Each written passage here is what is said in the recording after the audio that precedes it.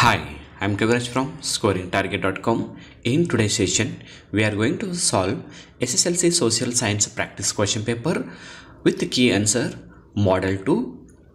ಆತ್ಮೀಯ ವಿದ್ಯಾರ್ಥಿಗಳು ಇವತ್ತಿನ ತರಗತಿಯಲ್ಲಿ ನಾವು 10ನೇ ತರಗತಿಯ ವಿದ್ಯಾರ್ಥಿಗಳಿಗಾಗಿ ಸಮಾಜ ವಿಜ್ಞಾನಕ್ಕೆ ಸಂಬಂಧಪಟ್ಟಂಥ ಒಂದು ಪ್ರಾಕ್ಟೀಸ್ ಕ್ವೆಶ್ಚನ್ ಪೇಪರನ್ನು ಸಾಲ್ವ್ ಮಾಡ್ತಿದ್ವಿ. ಈ ಪ್ರಶ್ನೆ ಪತ್ರಿಕೆ ಮತ್ತು ಕೀ ಆನ್ಸರನ್ನು ನೀವು ಡೌನ್ಲೋಡ್ ಮಾಡ್ಕೋಬೇಕಂದ್ರೆ ಅದರ ಲಿಂಕನ್ನು ಕಾಮೆಂಟ್ ಬಾಕ್ಸ್ಲಿ ಹಾಕಿರ್ತೀನಿ, ಕ್ಲಿಕ್ ಮಾಡಿ ಡೌನ್ಲೋಡ್ ಮಾಡ್ಕೋಬೋದು. ಈಗಾಗಲೇ SSLCಯ ಎಲ್ಲ ವಿಷಯಗಳ ಮೂರು ಮಾದರಿ ಪ್ರಶ್ನೆ ಪತ್ರಿಕೆಗಳನ್ನು ಸಾಲ್ವ್ ಮಾಡಿದ್ವಿ. ಈ ಎಲ್ಲ ಪ್ರಶ್ನೆ ಪತ್ರಿಕೆಗಳು ಪ್ರಾಕ್ಟೀಸ್ ಪ್ರಶ್ನೆ ಪತ್ರಿಕೆಗಳಾಗಿರುತ್ತೆ.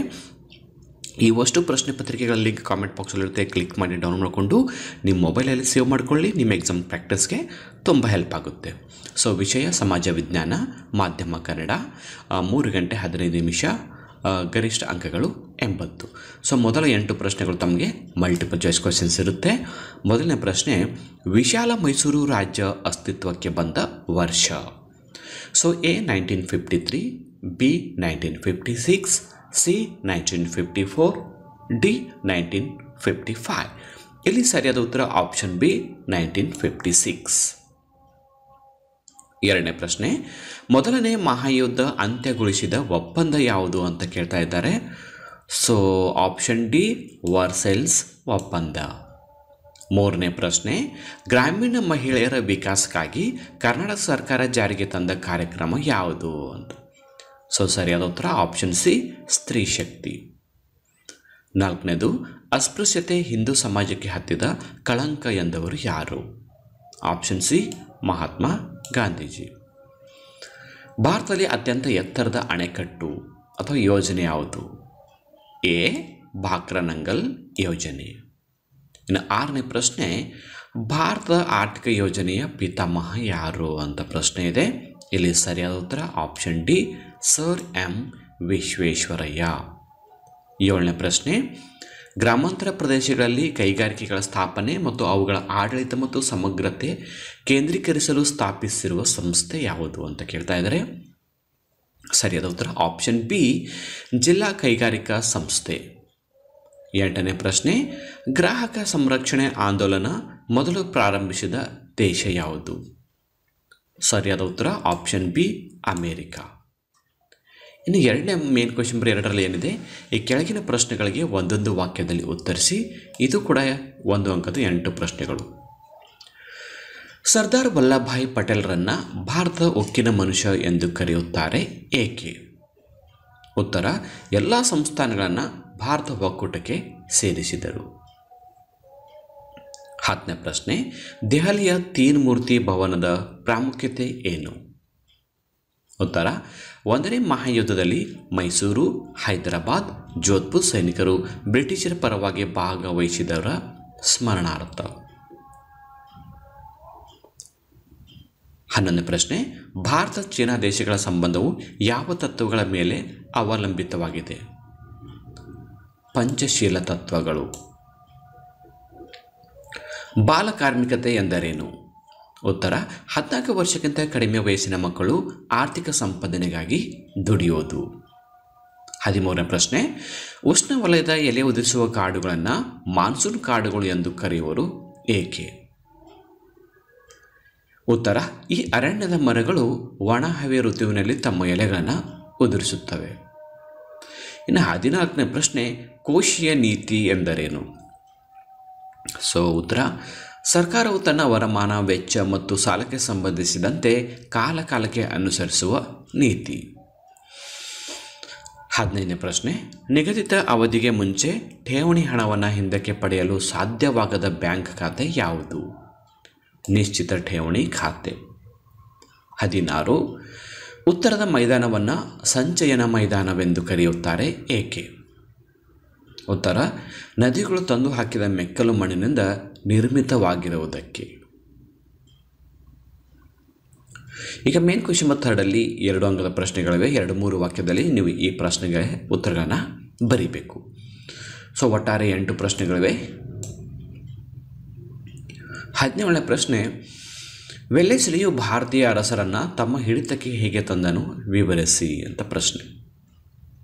ಉತ್ತರ, ಸಹಾಯಕ ಸೈನ್ಯ ಪದ್ಧತಿಯ ಷರತ್ತುಗಳು. ಯಾವುದಾದ್ರೂ 4 ಬರೆದರೆ ಸಾಕು. ಅದರಲ್ಲಿ ಬ್ರಿಟಿಷರ ಸೈನ್ಯದ ತುಕಡಿಯನ್ನು ಆಸ್ಥಾನದಲ್ಲಿರಿಸೋದು, ಸೈನ್ಯದ ನಿರ್ವಹಣಾ ವೆಚ್ಚ ರಾಜ್ಯವೇ ಭರಿಸಬೇಕು. ಇನ್ನು ರಾಜ್ಯದ ಆಸ್ಥಾನದಲ್ಲಿ ರೆಸಿಡೆಂಟ್ ನೇಮಕ, ಯುರೋಪಿಯನರನ್ನು ನೇಮಿಸಿಕೊಳ್ಳುವಂತಿಲ್ಲ, ದೇಶೀಯ ರಾಜರೊಂದಿಗೆ ಯುದ್ಧ ಸಂಧಾನ ನಿಷೇಧ, ಕಂಪನಿ ರಾಜ್ಯಕ್ಕೆ ಬಾಹ್ಯ ಮತ್ತು ಆಂತರಿಕ ರಕ್ಷಣೆ ನೀಡುವುದು.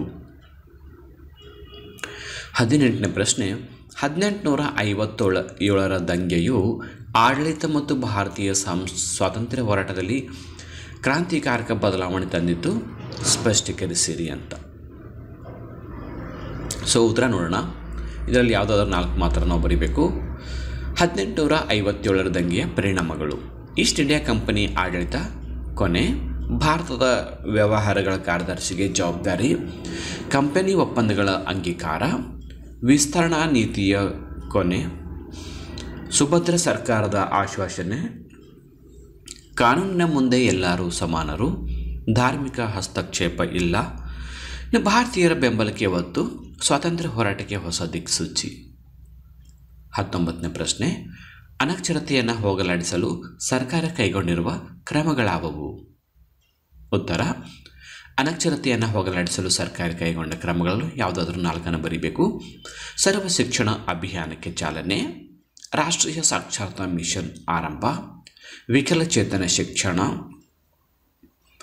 ಸಾಕ್ಷರ ಭಾರತ ಎಂಬ ಕಾರ್ಯಕ್ರಮ ಜಾರಿ, 21ನೇ ಎ ವಿಧಿಯನ್ವಯ ಶಿಕ್ಷಣ ಮೂಲಭೂತ ಹಕ್ಕು, 2009ರಲ್ಲಿ ಶಿಕ್ಷಣ ಹಕ್ಕು ಕಾಯ್ದೆ ಜಾರಿ, 6ರಿಂದ 14 ವರ್ಷ ಉಚಿತ ಮತ್ತು ಕಡ್ಡಾಯ ಶಿಕ್ಷಣ, ಮಹಿಳಾ ಶಿಕ್ಷಣಕ್ಕೆ ಒತ್ತು. ನೆಕ್ಸ್ಟ್ ಈಗ ಅದೊಂದು ನಿಮಗೆ ಪ್ರಶ್ನೆಗೆ ಒಂದು ಚಾಯ್ಸ್ ಕೂಡ ಇದೆ. ದ್ವಿತೀಯ ಮಹಾಯುದ್ಧದ ಬಳಿಕ ಎದುರಾದ ಪ್ರಮುಖ ಸಮಸ್ಯೆಗಳು ಯಾವುವು ಅಂತ. ಸೊ ಇಲ್ಲಿ ಉತ್ತರ ನೋಡ್ಕೊಂಬರೋಣ.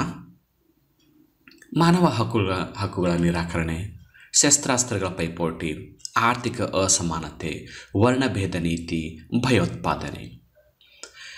20ನೇ ಪ್ರಶ್ನೆ, ಅಸ್ಪೃಶ್ಯತೆ ತೊಡೆದು ಹಾಕಲು ಇರುವ ಶಾಸನಾತ್ಮಕ ಹಾಗೂ ಸಂವಿಧಾನಾತ್ಮಕ ಕ್ರಮಗಳು ಯಾವುವು? ಸೊ ಉತ್ತರ, ಅಸ್ಪೃಶ್ಯತೆ ತೊಡೆದು ಹಾಕಲು ಇರುವ ಕ್ರಮಗಳು ನಾವು ಯಾವುದಾದ್ರೂ 4 ಬರೀಬೇಕು. ತೊಲಗಿಸಲು ಸಮಾಜ ಸುಧಾರಕರ ಪ್ರಯತ್ನ, 17ನೇ ವಿಧಿ ಅಸ್ಪೃಶ್ಯತೆಯನ್ನು ನಿಷೇಧಿಸಿದೆ, 1955ರಲ್ಲಿ ಅಸ್ಪೃಶ್ಯತಾ ಅಪರಾಧಗಳ ಕಾಯ್ದೆ ಜಾರಿ, 1976ರ ನಾಗರಿಕ ಹಕ್ಕುಗಳ ಸಂರಕ್ಷಣಾ ಕಾಯ್ದೆ ಜಾರಿ, ಸಾರ್ವತ್ರಿಕ ಮತದಾನ ಹಕ್ಕು, ಸಮಾನತೆಯ ಹಕ್ಕು, ಹಿಂದುಳಿದ ವರ್ಗಗಳಿಗೆ ಮೀಸಲಾತಿ ನೀಡಿಕೆ, 1989ರ ಅಸ್ಪೃಶ್ಯತೆಯ ನಿರ್ಮೂಲನೆ, ರಾಜ್ಯಗಳಿಗೆ ವಿಶೇಷ ಅಧಿಕಾರ. ಸೊ ಈ ಪ್ರಶ್ನೆಗೆ ನಿಮಗೆ ಇನ್ನೊಂದು ಚಾಯ್ಸ್ ಕೂಡ ಇದೆ. ದೊಂಬಿಯು ಒಂದು ಸಮಾಜಘಾತಕ ಚಟುವಟಿಕೆ ಹೇಗೆ? ಎದುರಿಗೆ ಸಿಕ್ಕಿದ್ದೆಲ್ಲವನ್ನು ಹಾಳು ಮಾಡುವುದು, ಗೊಂದಲ ಸೃಷ್ಟಿ ಮಾಡುವುದು, ಅಪಾರ ಹಾನಿಯನ್ನುಂಟು ಮಾಡುವುದು, ನಿಶ್ಚಿತ ಗುರಿ ಇರುವುದಿಲ್ಲ, ಕಾನೂನು ಮತ್ತು ಸುವ್ಯವಸ್ಥೆಗೆ ಗಂಭೀರ ಸವಾಲು, ದೊಂಬಿಗಳು ದೀರ್ಘಕಾಲ ನಡೆಯುವುದಿಲ್ಲ. 20ನೇ ಪ್ರಶ್ನೆ, ಭಾರತದ ವ್ಯವಸಾಯವು ಮಾನ್ಸೂನ್ ಮಳೆಯೊಡನೆ ಆಡುವ ಜೂಜಾಟವಾಗಿದೆ, ಸಮರ್ಥಿಸಿ. ಸೊ ಉತ್ತರ ನೋಡೋಣ. ಭಾರತದ ವ್ಯವಸಾಯವು ಮಳೆಯನ್ನು ಅವಲಂಬಿಸಿದೆ. ಮಾರುತಗಳು ದೇಶದ ವ್ಯವಸಾಯವನ್ನು ನಿಯಂತ್ರಿಸುತ್ತವೆ. ಮಳೆ ವಿಫಲವಾದರೆ ಬರಗಾಲ ಬರುವುದು, ಮಳೆ ಹೆಚ್ಚಾದರೆ ಪ್ರವಾಹ ಉಂಟಾಗಿ ಪ್ರಾಣ ಮತ್ತು ಆಸ್ತಿ ಹಾನಿ. 22ನೇ ಪ್ರಶ್ನೆ, ವಿವಿಧೋದ್ದೇಶ ನದಿ ಕಣಿವೆ ಯೋಜನೆಯ ಪ್ರಮುಖ ಉದ್ದೇಶಗಳಾವುವು ಅಂತ. ಸೊ ಯಾವುದಾದ್ರೂ 4 ಬರೆಯೋಣ. ನೀರಾವರಿ ಸೌಲಭ್ಯ, ಜಲವಿದ್ಯುತ್ ಶಕ್ತಿ ಉತ್ಪಾದನೆ, ನದಿಗಳ ಪ್ರವಾಹ ನಿಯಂತ್ರಿಸುವುದು, ನೌಕಾಯಾನ ಸೌಲಭ್ಯ, ಅರಣ್ಯ ಸಂಪತ್ತನ್ನು ವೃದ್ಧಿ ಮಾಡೋದು, ಮೀನುಗಾರಿಕೆ ಅಭಿವೃದ್ಧಿ, ಮಣ್ಣಿನ ಸವಕಳಿ ನಿಯಂತ್ರಣ, ಗೃಹ ಬಳಕೆ. 23ನೇ ಪ್ರಶ್ನೆ, ವಿಕೇಂದ್ರೀಕರಣದ ಹಿನ್ನೆಲೆಯಲ್ಲಿ ಗಾಂಧೀಜಿಯವರ ಗ್ರಾಮ ಸ್ವರಾಜ್ಯ ಕಲ್ಪನೆಯನ್ನು ವಿವರಿಸಿ. ಸೊ ಉತ್ತರ, ಗ್ರಾಮದ ಆಡಳಿತ ಗ್ರಾಮಸ್ಥರೇ ನೋಡಿಕೊಳ್ಳುವುದು, ಅಧಿಕಾರ ಹಂಚಿಕೆ, ನಿರ್ಧಾರ ಕೈಗೊಳ್ಳುವಲ್ಲಿ ಜನರ ಪಾತ್ರ, ತಳಮಟ್ಟದಿಂದ ಅಭಿವೃದ್ಧಿ ಸಾಧನೆಯ ಪ್ರಕ್ರಿಯೆ, ಶೋಷಣೆಗಳನ್ನು ತಡೆಯುತ್ತದೆ, ಸ್ವಾತಂತ್ರ್ಯ ಮತ್ತು ಘನತೆಯ ರಕ್ಷಣೆ, ಸಹಾನುಭೂತಿ ಮತ್ತು ಸಹಕಾರ, ಮಾನವೀಯತೆಯ ಮೌಲ್ಯಗಳ ವೃದ್ಧಿ. ಇನ್ನು 24ನೇ ಪ್ರಶ್ನೆ, ಗ್ರಾಹಕರು ಅನುಭವಿಸುತ್ತಿರುವ ಸಂಕಷ್ಟಗಳನ್ನು ತಿಳಿಸಿ. ಉತ್ತರ, ವ್ಯಾಪಾರ ಮತ್ತು ಪೂರೈಕೆದಾರರಿಂದ ಶೋಷಣೆ, ಮಧ್ಯವರ್ತಿಗಳ ಹಾವಳಿ ಹೆಚ್ಚಾಗುತ್ತಿದೆ, ಗ್ರಾಹಕರು ಮೋಸ ಹೋಗುತ್ತಾರೆ. ಬೆಲೆಯನ್ನು ಮಧ್ಯವರ್ತಿ ನಿರ್ಧರಿಸುತ್ತಾರೆ. ಗ್ರಾಹಕರು ಕಷ್ಟ ನಷ್ಟ ಮತ್ತು ಸಮಸ್ಯೆ ಎದುರಿಸುತ್ತಾರೆ. ಕಳಪೆ ವಸ್ತುಗಳ ಹಾವಳಿ, ಕಲಬೆರಕೆ ಬಳಕೆ, ತೂಕ ಮತ್ತು ಅಳತೆಯಲ್ಲಿ ಮೋಸ. ಮೇನ್ ಕ್ವಶನ್ ನಂಬರ್ 4 ಈ ಕೆಳಗಿನ ಪ್ರಶ್ನೆಗಳಿಗೆ ಪ್ರತಿಯೊಂದಕ್ಕೂ 3ರಿಂದ 6 ವಾಕ್ಯಗಳಲ್ಲಿ ಉತ್ತರಿಸಿ ಅಂತ ಇದೆ. ಸೊ ಇಲ್ಲಿ 3 ಅಂಕದ 9 ಪ್ರಶ್ನೆಗಳಿವೆ. ಮಾರ್ತಾಂಡವರ್ಮನು ತನ್ನ ರಾಜ್ಯವನ್ನು ಹೇಗೆ ಬಲಿಷ್ಠ ಹಾಗೂ ಪ್ರಾಬಲ್ಯಗೊಳಿಸಿದನೆಂದು ವಿವರಿಸಿ. ಸೊ ಉತ್ತರ 1729ರಿಂದ 52ರ ಅವಧಿಯಲ್ಲಿ ಡಚ್ಚರಿಂದ ರಾಜ್ಯ ರಕ್ಷಿಸಿದ ಇವನು ವೈನಾಡು ಸಂಸ್ಥಾನದ ಪ್ರಸಿದ್ಧ ರಾಜ. ಕರಿಮೆಣಸಿನ ಆಸೆಯಿಂದ ಬಂದ ವಿದೇಶಿ ಆಕ್ರಮಣ ತಡೆದ. ಸುತ್ತಲಿನ ಸಂಸ್ಥಾನ ಮತ್ತು ಪರಕೀಯರಿಂದ ವೈನಾಡು ರಕ್ಷಣೆ. ತಿರುವನಂತಪುರಕ್ಕೆ ರಾಜಧಾನಿ ವರ್ಗಾವಣೆ. ಇದು ವಿಶ್ವ ತಿರುವಾಂಕೂರು ಸಂಸ್ಥಾನ ಎಂದು ಹೆಸರಾಯಿತು. ಗಡಿ ವಿಸ್ತರಿಸಲು 50 ಲಕ್ಷ ಸೈನ್ಯ ಕಟ್ಟಿ ಮೆಣಸು ಪ್ರದೇಶ ವಶ. ತಿರುವಾಂಕೂರಿನ ದಾಳಿಯಲ್ಲಿ ಡಚ್ಚರನ್ನು ಸೋಲಿಸಿದನು. ನಾವೆಂದು ಮೆಣಸಿನ ವ್ಯಾಪಾರದ ಹಕ್ಕನ್ನು ಪರಕೀಯರಿಗೆ ಬಿಟ್ಟು ಕೊಡೆವು ಎಂದು ಡಚ್ಚರಿಗೆ ಪತ್ರ ಬರೆದನು. ಡಚ್ಚರು ಕೊಳಚಲ ಕದನದಲ್ಲಿ ಸೋತರು. ಡಚ್ಚರಿಂದ ಬಂದರುಗಳನ್ನು ಮಾರ್ತಾಂಡವರ್ಮ ಪಡೆದನು. ಇಲ್ಲಿ ಒಂದು ಚಾಯ್ಸ್ ಇದೆ, ಫ್ಯಾಸಿಸ್ಟ್ವಾದದ ಲಕ್ಷಣಗಳು ಯಾವುವು ಅಂತ. ಉಗ್ರ ರಾಷ್ಟ್ರೀಯವಾದ, ಪರಕೀಯ ಶಕ್ತಿಗಳ ನಾಶ, ಹಿಂಸೆಯ ವೈಭವೀಕರಣ, ಜನಾಂಗೀಯ ಶ್ರೇಷ್ಠತೆ, ಸಮಾಜವಾದದ ವಿಸ್ತರಣೆ, ನರಮೇಧೆಗಳಿಗೆ ಬೆಂಬಲ. 26ನೇ ಪ್ರಶ್ನೆ, ಆಂಗ್ಲರ ವಿರುದ್ಧ ಕಿತ್ತೂರಿನಲ್ಲಾದ ದಂಗೆಯನ್ನು ವಿವರಿಸಿ. ಉತ್ತರ, ಮಲ್ಲಸರ್ಜನ ನಂತರ ಅಧಿಕಾರದಲ್ಲಿ ಆಸಕ್ತಿ ವಹಿಸಿದಳು. ರುದ್ರಸರ್ಜನು ಮರಣದ ನಂತರ ಶಿವಲಿಂಗಪ್ಪನನ್ನ ದತ್ತು. ಕಿತ್ತೂರಿನಲ್ಲಿ ದತ್ತು ಮಕ್ಕಳಿಗೆ ಹಕ್ಕಿಲ ನೀತಿ ಜಾರಿ. ಕಿತ್ತೂರನ್ನು ಪಡೆಯಲು ಥ್ಯಾಕರೆ ಯತ್ನ. ಚೆನ್ನಮ್ಮ ಯುದ್ಧದಲ್ಲಿ ಥ್ಯಾಕರೆಯನ್ನು ಕೊಂದಳು. ಬ್ರಿಟಿಷ್ ಸೈನಿಕರನ್ನು ಸೆರೆಮನೆಗೆ ಹಾಕಲಾಯಿತು. ಡಿಕ್ ವಿರುದ್ಧ ವೀರಾವೇಶದಿಂದ ಹೋರಾಡಿದಳು. ಕೊನೆಗೆ ಬ್ರಿಟಿಷರಿಂದ ಸೆರೆಯಾದಳು. ಬೈಲಹೊಂಗಲ ಜೈಲಿನಲ್ಲಿ ಮರಣ ಹೊಂದಿದಳು. 27ನೇ ಪ್ರಶ್ನೆ, ಭಾರತೀಯ ಸಂಸ್ಕೃತಿ ಮತ್ತು ರಾಜಕೀಯಕ್ಕೆ ಅನಿ ಬೆಸೆಂಟ್ ರವರ ಕೊಡುಗೆ ಅವಿಸ್ಮರಣೀಯವಾದದ್ದು, ಸಮರ್ಥಿಸಿ. ಸೊ ಉತ್ತರ ನೋಡೋಣ.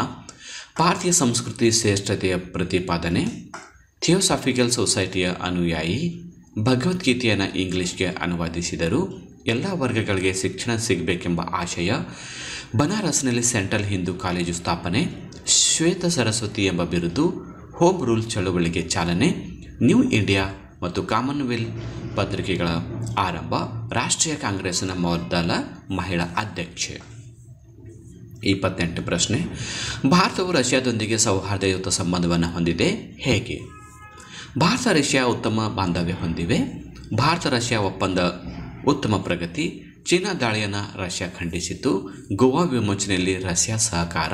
ತಾಷ್ಕೆಂಟ್ ಒಪ್ಪಂದಕ್ಕೆ ರಷ್ಯಾ ಸಹಕರಿಸಿತ್ತು. 1971ರ 20 ವರ್ಷಗಳ ಒಪ್ಪಂದಕ್ಕೆ ಸಹಿ. ಬೈಲಾ ಮತ್ತು ಬೊಕಾರೋ ಸ್ಥಾಪನೆಗೆ ಸಹಕಾರ. ಕೈಗಾರಿಕೆ ಮತ್ತು ವಾಣಿಜ್ಯಕ್ಕೆ ರಷ್ಯಾ ನೆರವು. ಭಾರತಕ್ಕೆ ಖಾಯಂ ಸದಸ್ಯತ್ವಕ್ಕೆ ಪ್ರತಿಪಾದನೆ. ಇನ್ನು 29ನೇ ಪ್ರಶ್ನೆ, ಸಂಘಟಿತ ವಲಯವು ಅಸಂಘಟಿತ ವಲಯಕ್ಕಿಂತ ಭಿನ್ನ, ಹೇಗೆ? ಸಮರ್ಥಿಸಿ.